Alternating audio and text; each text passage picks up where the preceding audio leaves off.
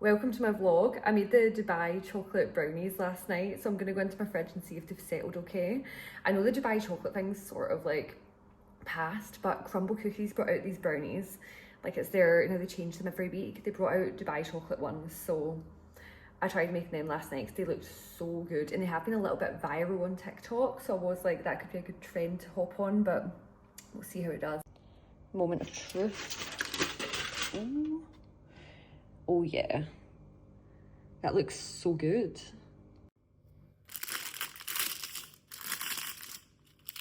These look unbelievable.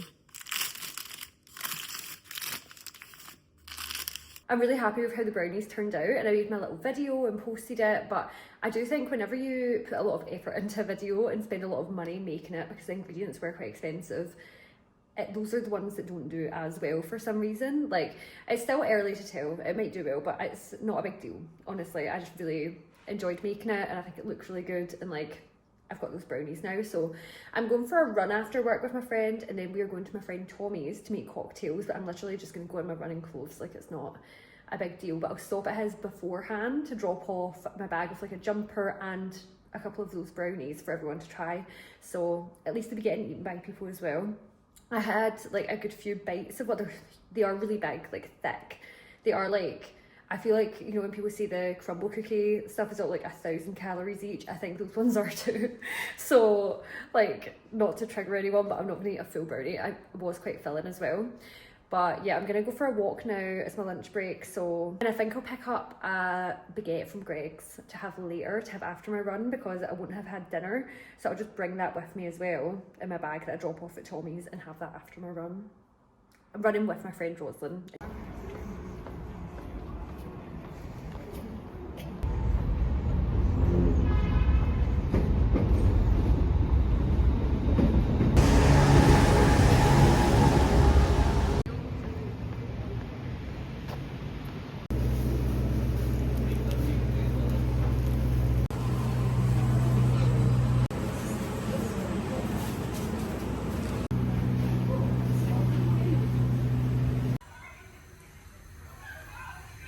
We're making cocktails.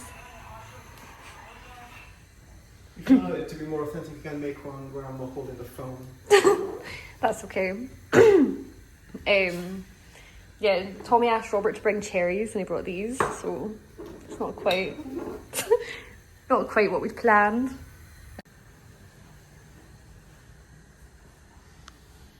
Having fun. You've literally put vodka, cherry, and sugar, and now you're heating it for some reason. Melt the sugar. That's not a cocktail. It is, it's got alcohol in it. Just adding some syrupin that we've just made. I can't believe it actually turned into syrup. It's quite nice. Tea in the back.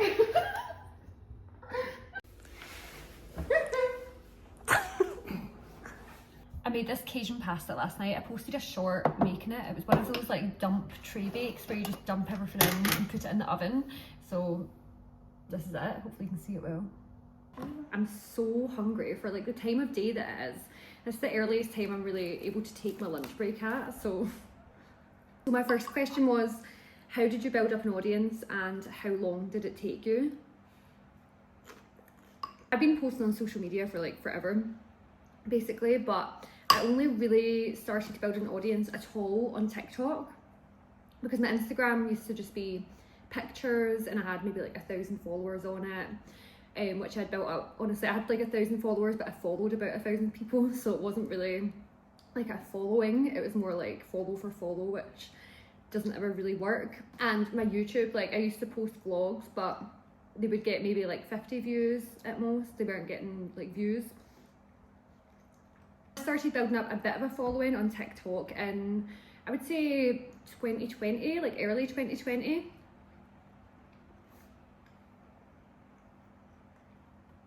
And that was for me having like a couple of viral videos on there. So I would gain a couple of thousand followers per viral video.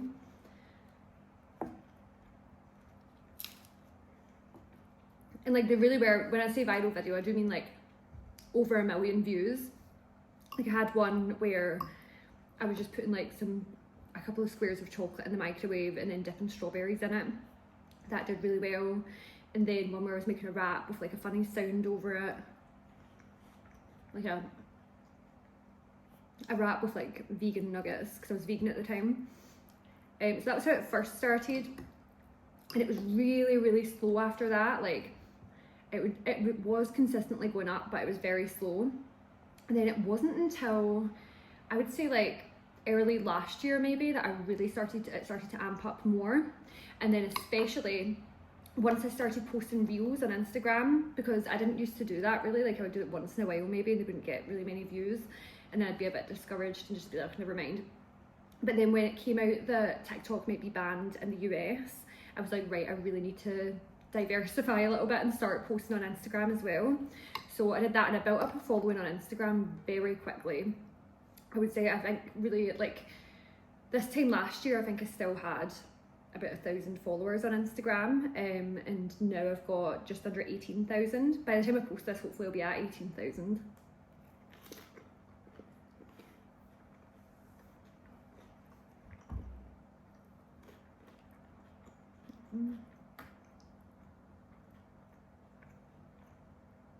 And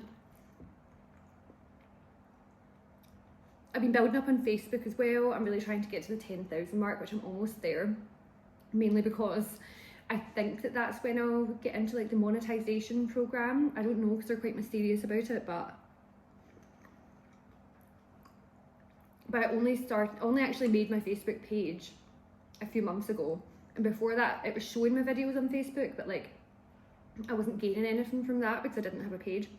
But once I did make a page, again, the followers came really, really quickly. I think because even though I hadn't had a page on there before, maybe people like recognised my videos and already knew that they liked them, so they were quicker to follow. I know that's a really long answer for one question, but I did see a lot more growth in my following the past like year and a half, and I would say it's probably because the quality of my content has gone up. Like that makes such a huge difference. Like people come up with all these tips and tricks and stuff, and do follow for follow things like the teamwork trend and things like that, but at the end of the day, the quality of your content is what matters. And you can get people to follow, but that doesn't necessarily get them to watch your videos if they're not actually engaging and like well made and good quality, like good video quality and sound and stuff like that. That's still something that I need to work on even more. But I think I'm at a point where the only way for me to work on that is buying more equipment that'll be expensive. So like once I'm making a little bit more money on it, I'll be able to invest more into it and my quality should improve more and more. But I think like I'm doing the best I can right now with what I have. And I've been trying to sort of keep my finger on the pulse when it comes to trends and things that are like going viral and stuff, and try to hop on that in a way that feels right for me. Like when the whole skinny talk thing was going crazy, I didn't want to join in on that obviously, but I was able to make videos where I was saying like what I ate in a day, not letting skinny talk affect me, and because that word was viral, I still was getting more views from it without actually contributing to the negative effects of it, if that makes sense. But that died very quickly because TikTok sort of banned the word, which is a good thing. Next question is, how did you and your boyfriend meet? I've talked about this on, I think it was on my TikTok at one point ages ago, so I'll go for it again just because obviously it'll be completely different people on here probably. Me and my boyfriend met in 2016, so almost 10 years ago, but we've only been together for a couple of years. Because when we first met, I was in a relationship, and then by the time we broke up, he was in a relationship, and then I was in one. Like, we never got a chance to even like consider whether or not we were like into each other that way, because neither of us, we were never single at the same time. And then in 2023, he kind of asked me out, like asked me to come to his friend's show with him, and after that, like it was just almost immediate. Like we were together all the time.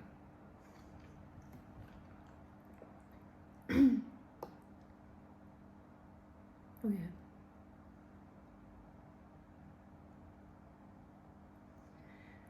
I just realised I didn't actually tell you how we met. So 10 years ago, we met in the Comedy Society at uni. And basically,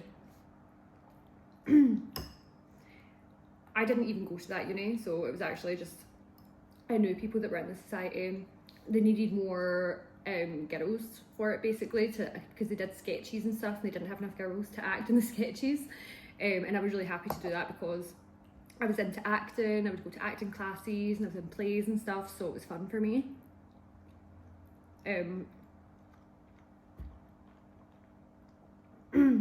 So I did that, and then I just stayed friends with everyone in that group. So I did that and I stayed friends with the people in that group. Honestly, I would say over the years I sort of drifted apart from them, and my boyfriend and a couple of other people in there were the only ones that I really still spoke to by the time me and my boyfriend got together.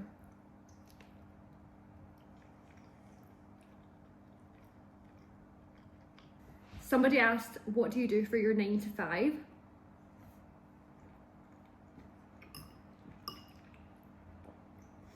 I'm an accountant, so it's quite a boring one, but basically I did accounting at uni, then I worked at an accountancy firm for quite a while, worked somewhere else for like a year, hated it, went back to the accountancy firm, and now I'm in the job that I'm in now, which is actually alright. Honestly, I work from home for the most part, like we don't go in very often, so it's decent. And I'll be starting my exams again soon. I wasn't sure for a little while there if I was going to continue them right now or if I was going to take another, like, longer of a break, but I've decided to definitely do them. So I'll be doing a course starting in a couple of weeks, and yeah, I haven't done an exam for like 2 years. I was doing ACCA and then I just had issues. I'll continue the Q&A later when I've got more questions.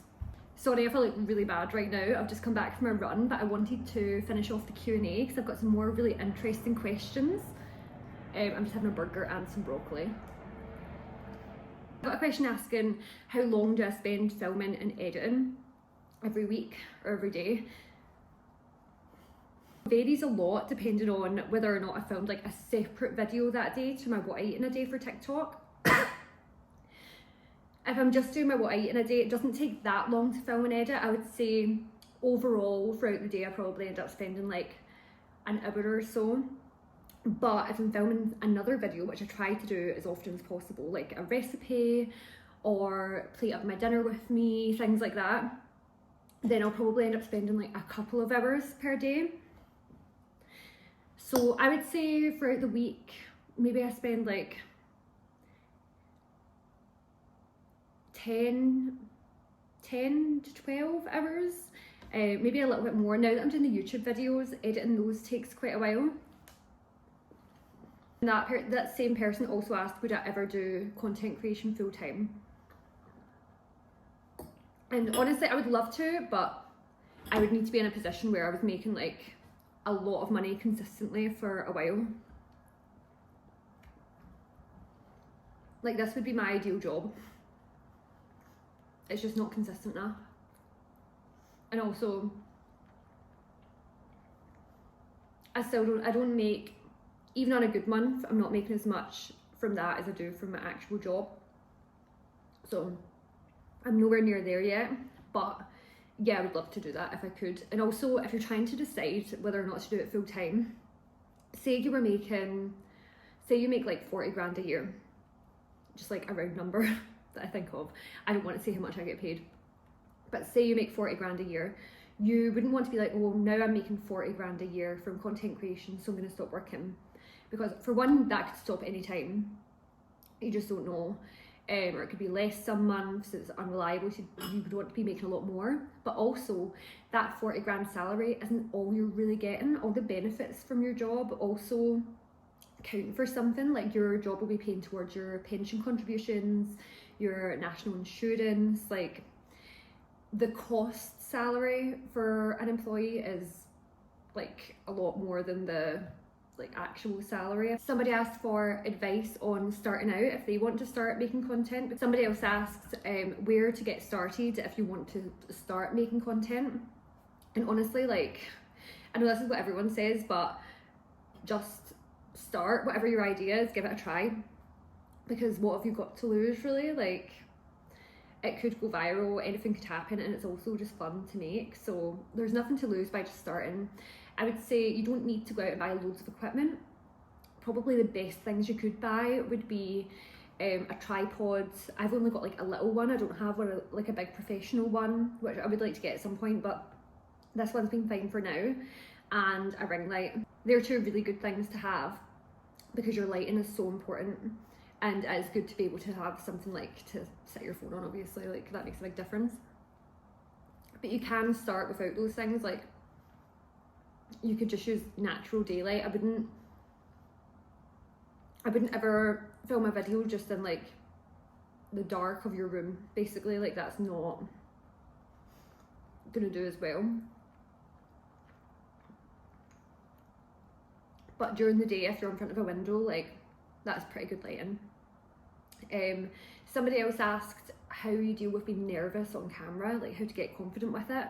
And honestly, that just comes with practice. I think everyone's nervous at first. I think everyone's nervous at first. You could even start just vlogging your day without any intention of posting it. Like just talk to the camera and get used to it, and then like after a couple of days doing that, start actually filming ones to like actually post. I think that could be really helpful, and you don't necessarily need to be like walking down the street like talking to your camera, because a lot of people are really embarrassed to do that. I get embarrassed doing that. I don't do it that often because it is cringe, and you know that some people are looking or whatever, like who cares, but like you do get that embarrassed feeling in the moment. So yeah, maybe start doing it, practice when you're at home alone. Somebody on Facebook asked if I still do my no spend days, and I haven't done that in a while. I'm not gonna lie, I've been really bad this past month, like my spending's been out of control. I'm really planning on being better this month. But I was finding it very frustrating. I stopped doing it because I would be trying to do a no spend day, and then say like I'd be out for a walk and my boyfriend would message like, oh, can you pick this up for me? And it would be something that was like a couple of pounds. I'm not going to ask him for the money for it, obviously, but I'd get really annoyed because I'd be like, I'm trying to do a no spend day. But like, it just was getting in the way of life. It was irritating me. Somebody else asked for tips on like fitness and motivation.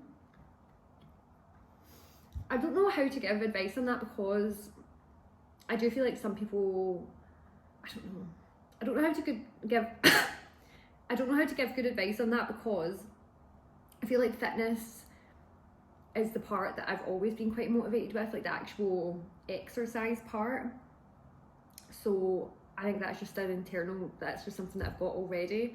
And the thing I struggle with and have always struggled with is my diet, which is really, I find really, really difficult to control.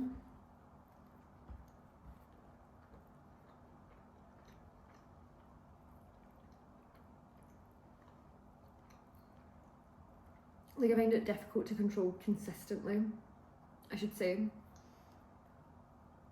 Because I think that's the issue for most people. And a lot of people who think that they eat really healthy, and they're maybe eating quite healthy like 2 or 3 days out of the week, and not realising that the unhealthy parts are a lot bigger of a chunk of their time than the healthy ones, if that makes sense. I think a lot of people are very delusional about how healthily they eat. I think maybe I've just watched too much Secret Eaters and stuff, but I don't believe people when they're in the comments of people's videos being like, I could never eat that much, I could never eat that, I can only eat like this tiny little amount and I'm bigger than you. Like, come on. I believe that they probably believe that. I'm not saying that they're lying, but